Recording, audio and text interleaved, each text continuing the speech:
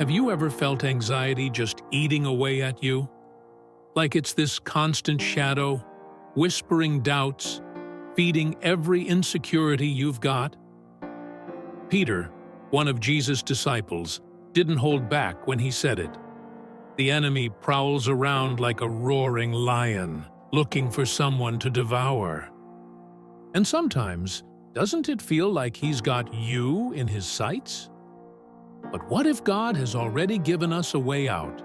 What if we don't have to keep living under the weight of our fears?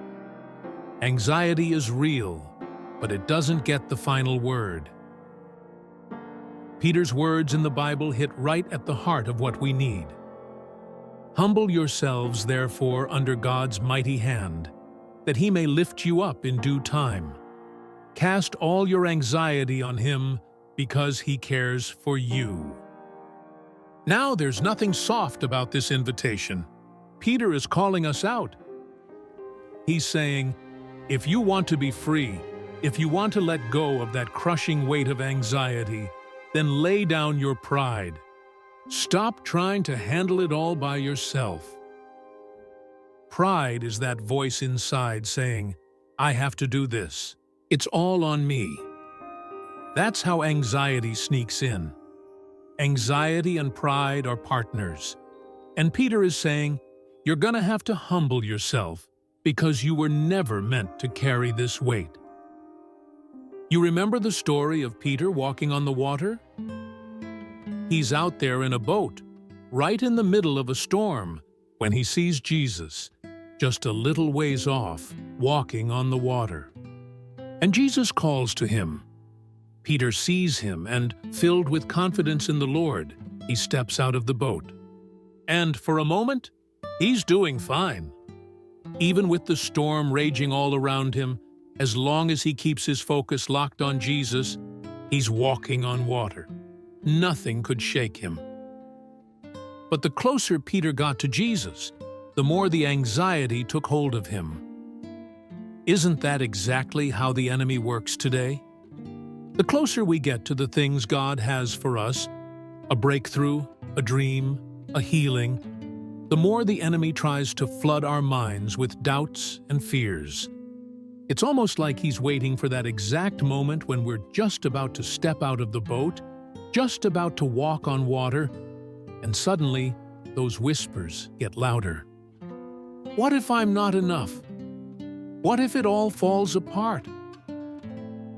So, the second Peter looked down and saw the waves below him, the second he remembered his own weaknesses and tried to control every little step, that's when he started to sink. You see, anxiety tries to pull you under, to make you doubt every single step. Peter's anxiety and fear crept in, and he lost sight of who was really in control. And sometimes, God will allow certain things to happen, not to punish us, but to teach us, to remind us to be humble, to let go of control, and to trust in His plans. Because it's in those moments, when everything feels like it's slipping, that we learn it's not our strength holding us up. It's His. It's His purpose, His power that's carrying us forward. And right there, as Peter was sinking, he cried out, "Lord, save me!" Right there, in the middle of his fear, when the waves were about to pull him under, he had to humble himself and recognize that he couldn't do it alone. He wasn't strong enough to carry himself, to make it to the other side on his own strength. You don't have to be in control of everything, because the moment you release control, the moment you surrender, the one who split the sea, who spoke the stars into the sky, He's ready to lift you up. So humble yourself under His hand. Not because you can't handle life, but because you don't have to handle it alone. So Peter is giving us two powerful lessons here. First, he's telling us to humble ourselves under God's mighty hand.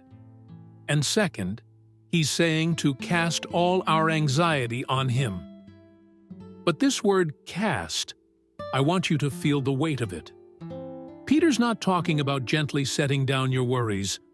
No, he's saying to throw them, to let go with everything you've got. This is an act of surrender. It's about releasing every fear, every burden, every bit of control you're holding on to, and trusting that God is strong enough to catch it all. Peter is saying, take that weight off your shoulders and throw it onto God. He's telling us to stop carrying what we were never meant to bear alone. But this kind of surrender requires humility. It's not easy to let go of our habits and the way we try to handle every problem ourselves and trust someone else to take care of it, even when that someone is God. That's why letting go of pride and choosing humility is a process. It's not a one-time decision. It's something you work at day after day, moment by moment. And we start this process by taking intentional steps every single day. When fear starts creeping in, instead of holding it in, give it to God in prayer. Speak it out loud. God, I'm scared. I don't know what's next, but I trust that you're here. I trust that you care. Casting our anxiety on God is a daily choice. And with every act of surrender, you're getting lighter, you're getting stronger, and you're making room for God to work in ways you never could on your own.